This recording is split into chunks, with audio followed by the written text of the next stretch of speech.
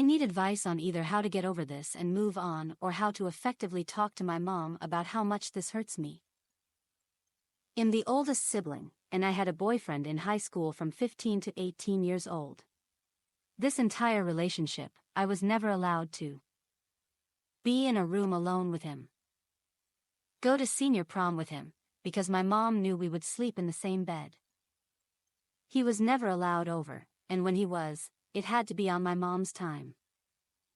See him in general, it was pulling teeth and asking to see him more than once a week.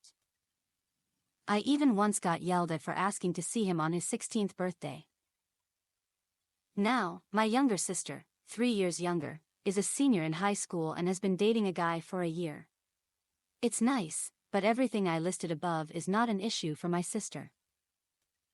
They have sleepovers whenever they go to other people's houses. They are allowed to go after prom together. They get the entire basement of our house to themselves for hours. This makes me furious, etc. He is always over, every night. I can never walk in my kitchen without him being there, and it's beyond frustrating not being able to walk around in my own house. I don't want an 18-year-old boy to see me in my pajamas. It's just weird. My parents also always account for him during dinner, which makes me feel like shit because what was wrong with me that my boyfriend at the time couldn't be welcomed with open arms? I tried talking to my mom, and her response every time is, well, why would I do the same thing to your sister if it clearly upsets you? You want her upset? Blah, blah, or something like that. Which I get, but it's not about that. It's the principle in my mind. And I don't know how to get across to her that it's simply unfair. My relationship suffered because of her being so strict, and this is now happening in every aspect of my life. My relationship ended partially because we never saw each other, and I was scared to ask my mom to even see him because it would make her angry for some reason. I just don't understand how it's fair. I get messed up with the first kid and then try to make it right with the second, but I'm stuck, feeling like I was never good enough to get to experience a fun high school romance because my mom kept him from me. I just need advice. I don't know. Can anyone relate? Am I being dramatic? To make up for lost time whenever I'm interested in anyone romantically by trying to spend as much time as I can with them, in fear I'm gonna get that time taken away or something. I'm not financially ready to live on my own, but me and my BF want to move in together next year. No, I can't live with him because he's sharing a small apartment with his mother and brother. I'm back in university. I dropped out in 2020 due to my mental health. I don't regret taking a break, but my mother wants to make me feel horrible about it. She mentions it every morning and says that I should be able to handle criticism because I failed in life and have too many regrets. It's mentally draining. I don't pay rent, but I'm financially responsible for my education, insurance, public transportation, and so on. They love to concern themselves with my life anyway and think of me as a loser because I'm 25 and back in school. I'm a laughing stock and always get humiliated at family gatherings. I have 3 siblings, F27, F21 and F8, and they get treated much better. I'm talking full-on financial support even though they both have a bad spending habit and run out of money quickly. They always side with her because of that. My BF is the only good thing in my life. My mother doesn't want me to see him. They watch over me like a hawk and spam me with calls and threatening messages.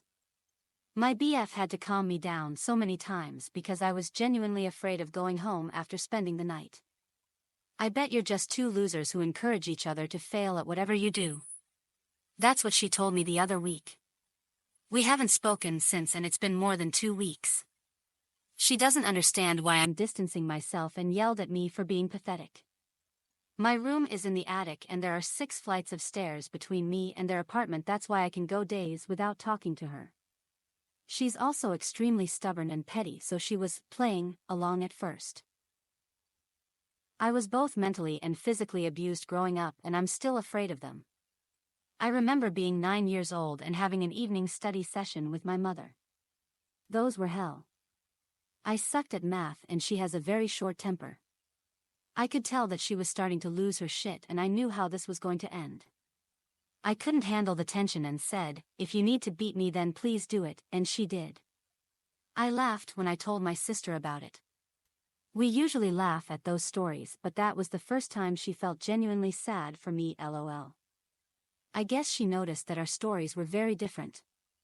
She still doesn't understand why I don't want to apologize to my mother for ignoring her. Fuck her. So I have a nearly 4-year-old daughter, Frida, and our next-door neighbors have a son, Fred, the same age. Their birthdays are a week apart. The kids are best friends and love playing together, though we try to limit it a bit because they have a dynamic that gets them really rowdy and riled up. Fred is a handful, and I think his mom does her best. But Fred's dad? So whiny and entitled, it's infuriating. So the other day all the neighbors with kids got together to do a little winter bonfire in the backyard, roast marshmallows and make bread on a stick in the fire. So I got sent out to get a hold of some good sticks we could use, and I took Frida and Fred with me. We live in townhouses, where there is a long row of garden plots you can rent. One of the spaces is unused and full of the branches and things people cut out of their gardens, so we head over there to grab some sticks. The kids bring a couple of toy shovels they're playing with. As I'm trying to cut branches, the kids go into the next garden plot. I know the older lady who has it, and she is always welcoming to the kids playing on her plot and is always offering them strawberries or peas from the garden, so I figured it was okay for them to play in there for a couple minutes. Well, I hear stones hitting the ground and manic laughter, so I look over and see Fred is kicking over all the bricks this lady has made a raised planter out of.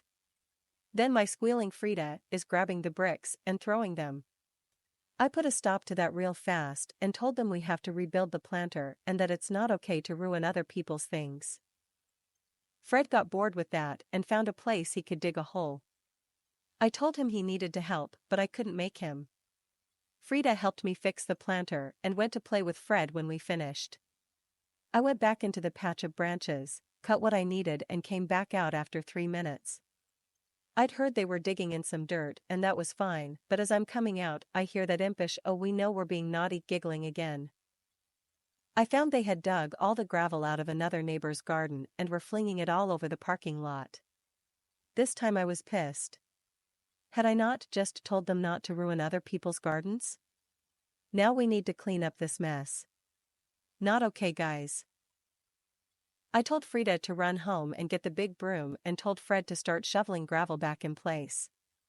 Frida took off to fetch it. Fred sat down and resolutely informed me that I'm not his dad and he doesn't have to listen to me.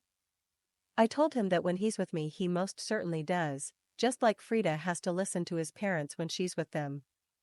Fred cries. So I call his dad and say I need reinforcements as we have a situation over here.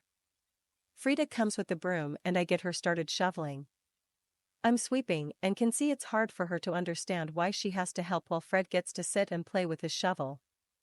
I explain it's because Fred doesn't want to help clean up the mess they'd made, but that Fred's daddy was coming to make him do the right thing too. Fred's dad shows up and I explain what's happened and that we need to get this cleaned up and fix up this planter they destroyed. But instead he goes to Fred all like, "Aw buddy, are you tired? You're acting like this because you've had a long day, pal? Do you want to go home and have a juice and watch some Paw Patrol?" I'm like, after we get this mess cleaned up, right? I told the kids we need to fix this before we go back. He responds, "Nah, it's just kids being kids. Let them, garden owners, fix it, they won't know who did it anyway. Besides I'm freezing out here. Aren't you cold, Fred? Let's go." Frida says she's cold too and wants to go with Fred.